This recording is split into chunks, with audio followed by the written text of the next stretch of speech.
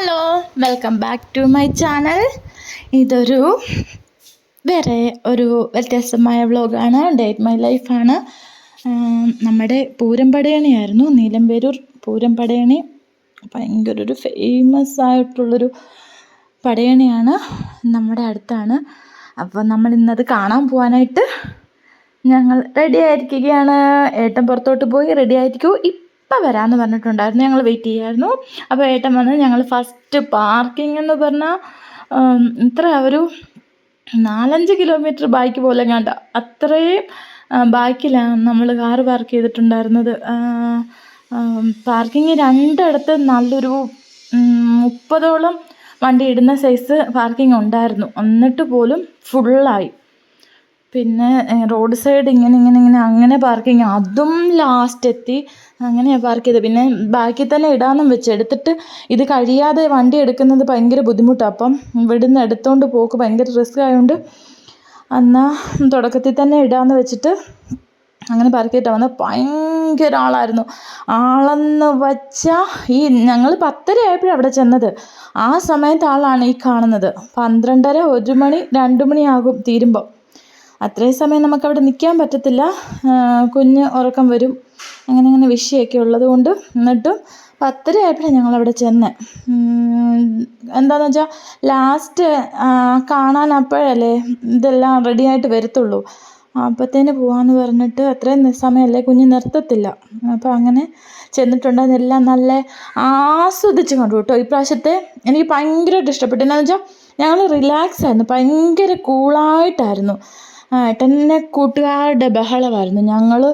ഞങ്ങൾ ഓരോന്ന് കാണുമ്പോഴും ഏട്ടൻ കൂട്ടുകാരോട് കണ്ട് സംസാരിച്ച് പകുതി സമയം ഞങ്ങൾ മുമ്പോട്ട് നടക്കുക. എന്നാന്ന് വെച്ചാൽ ഒരാളെ കാണുമ്പോൾ അടുത്ത ആളുടെ ഫാമിലി അങ്ങനെയായിട്ട് സംസാരിച്ചുകൊണ്ടേ ഇരിക്കുകയായിരുന്നു. ഞങ്ങൾ നന്നായിട്ട് കണ്ടു കേട്ടോ. ഇപ്രാവശ്യം എല്ലാം അടുത്ത് നിന്ന് എല്ലായിടത്തും നല്ല ക്രൗഡാണെങ്കിലും എല്ലായിടത്തും റിലാക്സ് ചെയ്ത് സമയം എടുത്ത് കാണാൻ പറ്റിയിട്ടുണ്ടായിരുന്നു. എനിക്ക് വീഡിയോയിൽ നന്നായിട്ട് എടുക്കാൻ പറ്റിയിട്ടുണ്ടായിരുന്നു.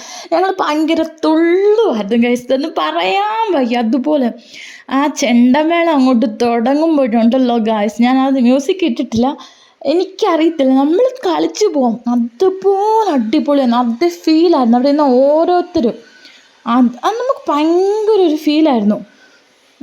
ഫസ്റ്റ് അരേനെ എടുക്കുന്ന ആ ഒരു സ്റ്റേജായിരുന്നു. നന്നായിട്ട് നമ്മൾ വന്ന് നിന്ന സ്ഥലവും നന്നായിട്ട് കാണാൻ പറ്റുന്നുണ്ടായിരുന്നു. അതിനിടയിൽ അതിലെ ഒരു മറ്റേ ഡ്രോൺ പറത്തുന്നത് കുഞ്ഞിന് വേണമെന്ന് പറഞ്ഞിട്ട് അതിനെ പിടിക്കണമെന്ന് പറഞ്ഞിട്ട് ഭയങ്കര ഒരു സംഭവമായിരുന്നു. ഇപ്പോൾ പിടിച്ച് വേണമെന്ന് പറഞ്ഞാൽ ഇനി ഇപ്പോൾ വാങ്ങണമെന്ന് പറഞ്ഞുകൊണ്ട് വഴക്ക് പിടിച്ച്. പണ്ടും ഇതുപോലെ കണ്ടപ്പോഴത്തേന് അതിന് ഒത്തിരി വഴക്ക് പിടിച്ചു ആ സാധനം വാങ്ങി കൊടുക്കണമെന്ന് പറഞ്ഞിട്ട്. ഇന്നത് നമ്മളുടെ അടുത്ത് തന്നെ കിടന്ന് പറക്കും. അത് നമ്മുടെ അടുത്ത് താണ് പറക്കുക. അതിൻ്റെ പയ്യൻ നമ്മുടെ തൊട്ട് ഫ്രണ്ടിലായിരുന്നു നിന്നേ. അത് കാരണം ആ ഏരിയ തന്നെ ഇത് കിടന്ന് കറങ്ങുന്നത്.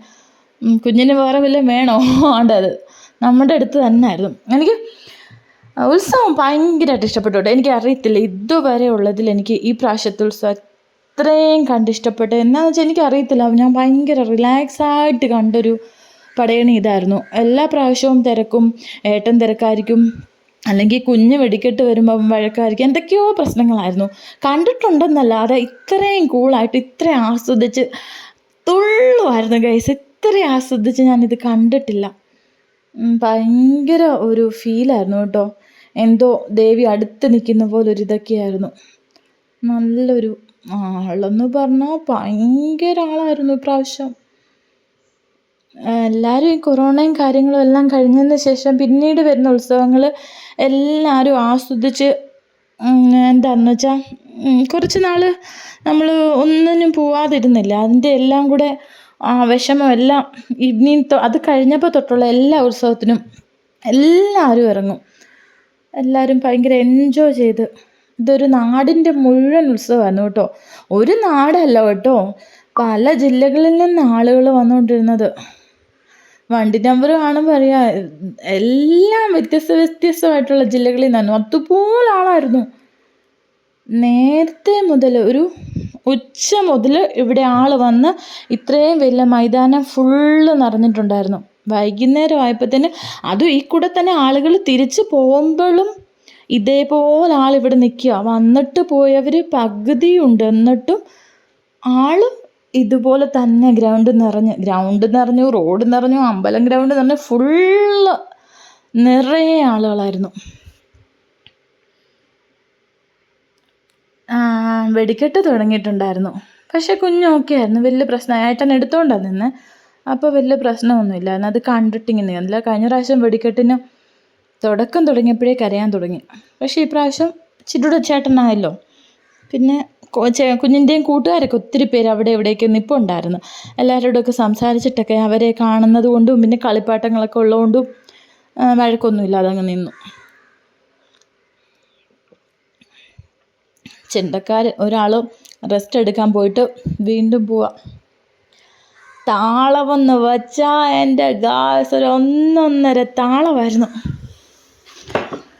പിന്നെന്താ പറയുക, ചിന്തിക്കടകൾ.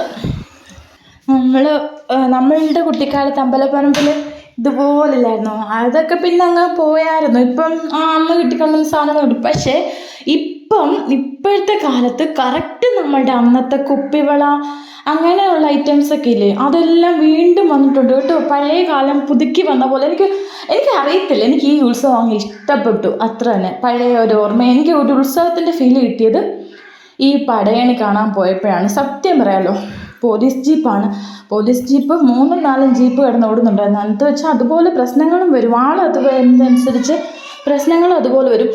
നിരവധി കടകളായിരുന്നു, ഒരുപാട് കടകളുണ്ടായിരുന്നു. ഓരോ കടയിലും 10-20 പേര് വീതം ഉണ്ടായിരുന്നു. അതുപോലെ തിരക്കുണ്ടായിരുന്നു. ഒരു കുട്ടിയുടെ കയ്യിലെ കളിപ്പാട്ട അപ്പം തന്നെ ഞാൻ വിട്ടിട്ട്, ഒരു കുട്ടിയുടെ കയ്യിൽ ഡോർ എന്തോ അതുപോലത്തെ. അച്ഛനമ്മമാർ കുട്ടികളുമായിട്ടൊക്കെ കളിപ്പാട്ടങ്ങൾ വാങ്ങിയിട്ട്, അത് സമയം നോക്കണം, ഞങ്ങൾ 12:30 തിരിച്ചു വന്നപ്പോൾ. ആ സമയത്താണ് ഈ കൊച്ചു കുട്ടികൾ ഉറങ്ങാതെ ഇതെല്ലാം കണ്ടിങ്ങനെ ആസ്വദിച്ചിരിക്കുന്നത്. ഞങ്ങളങ്ങനെ അതെല്ലാം കണ്ടിട്ട് തിരിച്ചു പോരുവാണ്. അപ്പോൾ ബൈ, മറ്റൊരു വീഡിയോ ആയിട്ട് വീണ്ടും കാണാം. ഞങ്ങൾ വന്നിട്ട് ഭക്ഷണം വാങ്ങിച്ചുകൊണ്ട് ദോശ വാങ്ങിച്ച്. ആ സമയത്തൊക്കെ കടയുണ്ടോ എന്നൊക്കെ അറിയത്തില്ല, പക്ഷേ ഇതിൻ്റെ രീതിയിൽ ഉണ്ടായിരുന്നു അവിടെ. നമുക്ക് വാങ്ങിച്ചിട്ട് വന്ന് കഴിച്ചു. അപ്പോൾ എല്ലാവർക്കും ബൈ, നെക്സ്റ്റ് വീഡിയോ ആയിട്ട് വീണ്ടും കാണാം.